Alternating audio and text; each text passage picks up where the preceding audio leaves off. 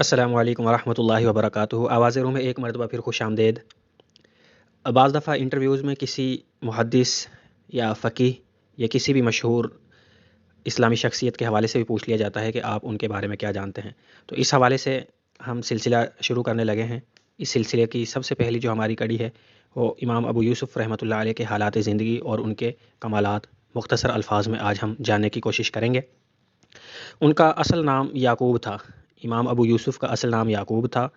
113 ہجری 731 عیسوی میں پیدا ہوئے۔ ابتدائی تعلیم کے بعد فقہ کو انہوں نے اختصاصی تعلیم کے لیے پسند کیا اور عبد الرحمن بن ابی لیلہ کی شاگردگی اختیار کی۔ پھر امام ابو حنیفہ رحمۃ اللہ علیہ کے حلقہ درس میں آئے اور مستقل طور پر انہی سے وابستہ ہو گئے۔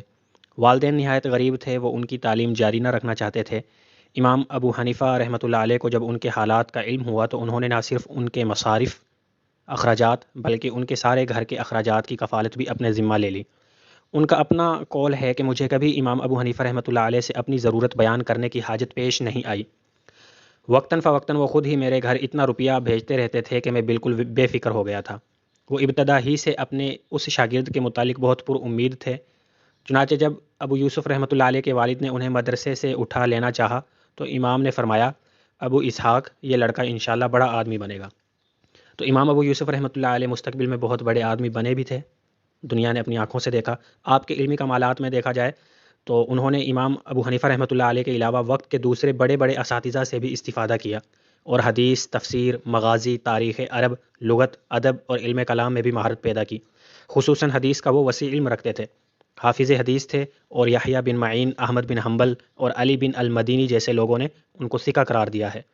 ان کے متعلق ان کے ہم عصروں کی متفقہ رائے یہ تھی کہ ابو حنیفہ رحمۃ اللہ علیہ کے شاگردوں میں کوئی ان کا ہمسر نہ تھا۔ طلحہ بن محمد کہتے ہیں کہ وہ اپنے زمانے کے سب سے بڑے فقیہ تھے، کوئی ان سے بڑھ کر نہ تھا۔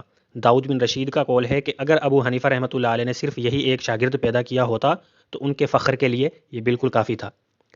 امام ابو حنیفہ رحمۃ اللہ علیہ خود ان کی بڑی قدر کرتے تھے۔ ان کا قول تھا کہ میرے شاگردوں میں سب سے زیادہ جس نے علم حاصل کیا ہے وہ ابو یوسف ہے۔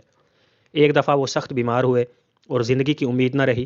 امام ابو حنیفہ رحمۃ اللہ علیہ ان کی عیادت کر کے جب باہر نکلے تو کہنے لگے، اگر یہ جوان مر گیا تو میں اپنے پیچھے اس زمین پر اپنے سے زیادہ بڑا فقیہ چھوڑ کر نہ جائے گا۔ فقہ حنفی کی تدوین۔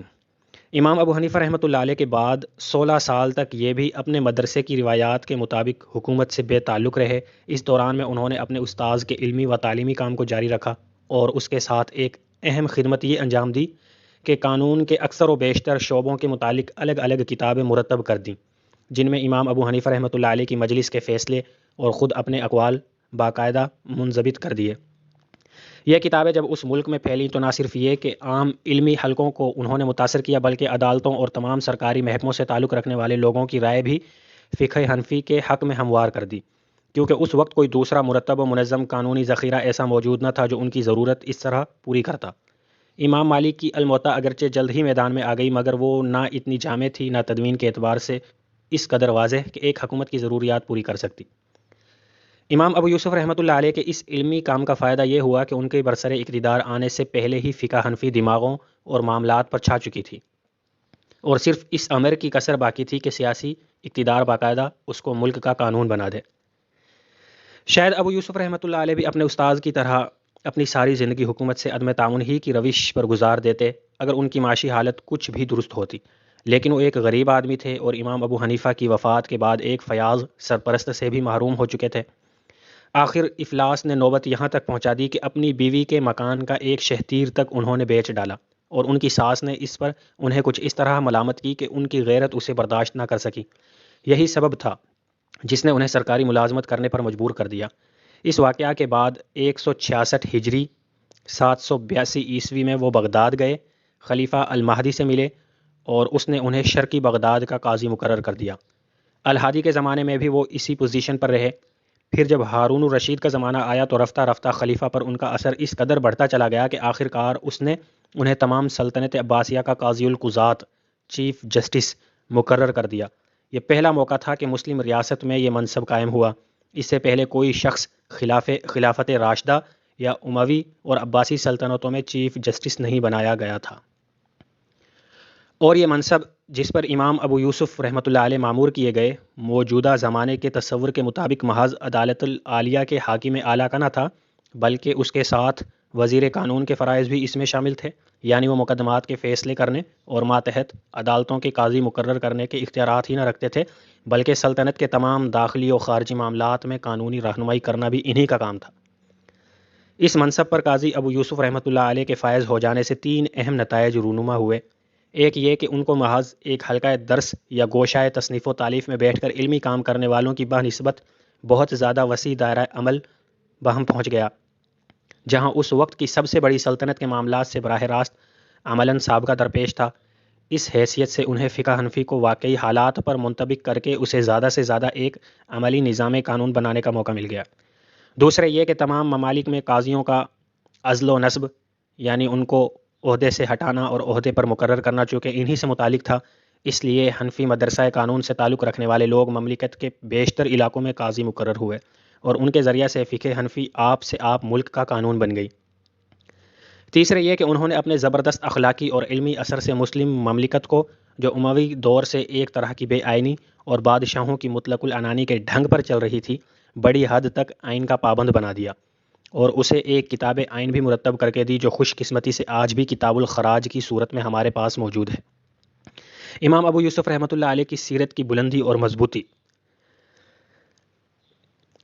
ہم اگر غور کریں تو امام ابو یوسف رحمۃ اللہ علیہ کے سوانح نگاروں نے ان کے متعلق کچھ ایسی حکایات بیان کی ہیں جنہیں پڑھ کر آدمی کے سامنے ان کا نقشہ کچھ ایسا آتا ہے کہ گویا وہ بادشاہوں کے خوش آمدی اور ان کی خواہشات نفس کے مطابق قانونی ہیلے گھڑنے والے تھے، اور یہی خلفاء کے ہاں ان کے تقرب کا ذریعہ تھا۔